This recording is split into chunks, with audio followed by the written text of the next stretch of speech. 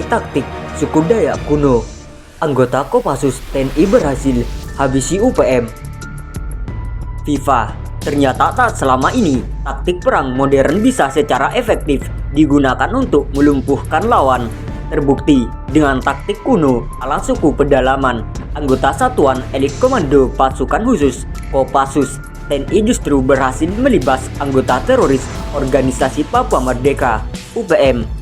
Dalam laporan FIFA militer, sejumlah prajurit TNI akan dikerahkan ke Papua untuk menumpas anggota UPM yang kian meresahkan.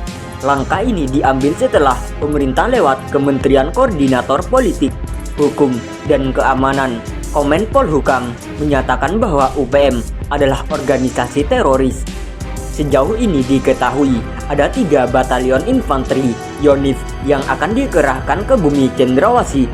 Ketiga pasukan berasal dari Yonif 121 Macan Kumbang, Yonif Mekanis 521 Dadaha Yuda, dan Yonif 315 Garuda atau yang lebih dikenal dengan julukan pasukan setan. Menumpas kelompok UPM jelas bukan perkara mudah sebab para anggota UPM unggul dalam hal penguasaan medan. Oleh sebab itu, butuh persiapan khusus bagi pasukan TNI agar mampu menjalankan misi dengan sempurna. Seperti halnya yang pernah diinisiasi oleh Legend TNI Prun Prabowo Subianto, Jojo Hadi Kusumo saat menjadi Komandan Jenderal Komando Pasukan Khusus dan Kopassus periode 1995 sampai 1998.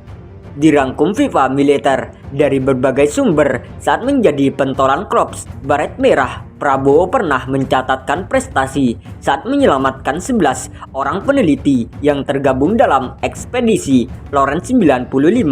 Para peneliti sempat dijadikan sandera oleh anggota UPM selama 130 hari di Rimba, Papua.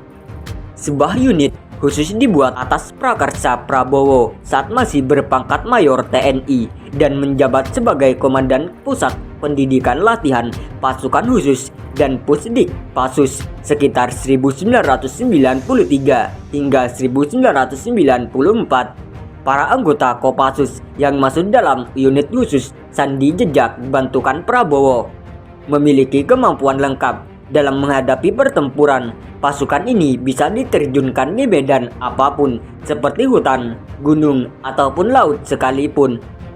Anggota unit khusus Sandi Jejak sangat menguasai teknik fast dropping, pasukan gerak cepat, fast rappelling, dan stabo dari helikopter. Tak hanya itu, dalam unit khusus ini juga ada seorang penembak jitu, sniper, yang dilengkapi dengan senjata standar anti-teror dunia.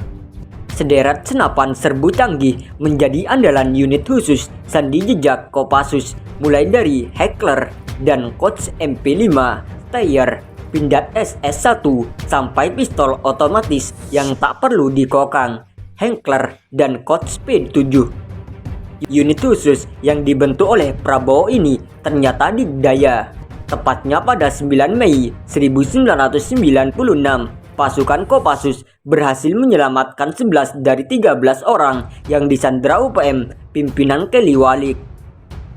Unit khusus Sandi Jejak memainkan peranan penting dalam keberhasilan ini. Pasukan Kopassus akhirnya mampu melumpuhkan anggota UPM setelah menjalankan misi sejak 8 Januari 1996.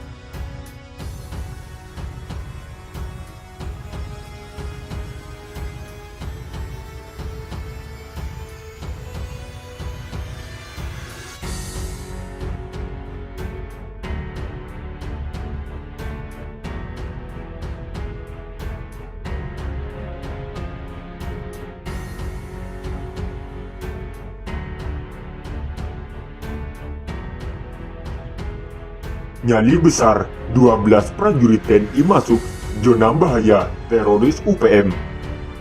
Melansir dari FIFA, kerja Tentara Nasional Indonesia dalam menjaga keamanan Papua kian hari kian keras, tak peduli harus mempertaruhkan nyawa di tengah ancaman kelompok separatis teroris KST, Organisasi Papua Merdeka (UPM).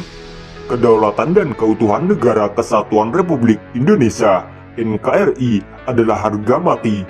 Keberanian itu dibuktikan oleh 12 prajurit TNI Angkatan Darat, anggota Satuan Tugas Pengamanan Perbatasan Satgas Pamtas Republik Indonesia Papua New Guinea RIPNG, Batalion Infanteri 131 garis miring Braja Sakti, Yonif 131 garis miring BRS di Kampung Soko, Yambe, Distrik Muara Tami, Jayapura, Papua. Tepatnya Minggu 15 September 2021, 12 prajurit TNI anggota Satgas Pamtas Yonif 131 garis miring Braja Sakti dari Posko memasuki wilayah perbatasan RIPNG. Ke-12 prajurit tersebut membawa perlengkapan tempur lengkap, mengingat Kampung Soko merupakan salah satu zona berbahaya teroris UPM. Patroli ini dilakukan untuk memastikan patok perbatasan RIPNG tidak bergeser. Kita pastikan patok batas RIPNG MM1 aman dan letaknya sesuai dengan koordinat yang telah disepakati antara kedua pihak negara, ujar Komandan Satgas dan Satgas Pamtas RIPNG Yonif 131 garis miring Braja Sakti Letkol IN Muhammad Ervani, dikutip FIFA Militer dari akun Instagram resmi Yonif 131 garis miring Braja Sakti. Perlu diketahui, Satgas Pamtas RIPNG Yonif 131 garis miring Braja Sakti sudah berada di Papua sejak Februari 2021 lalu. Sepanjang menjalankan tugas, tim Satgas sempat menangkap 6 orang anggota Tentara Pembebasan Nasional Papua Barat TPNPB OPM. Akhir Juli 2021, ke-6 anggota TPNPB OPM itu diamankan anggota Satgas Pamtas RIPNG saat melintas perbatasan. Setelah diamankan, anggota Satgas menemukan sejumlah bukti bahwa ke-6 orang tersebut adalah anggota KST yang baru saja selesai mengadakan pertemuan di Papua Nugini.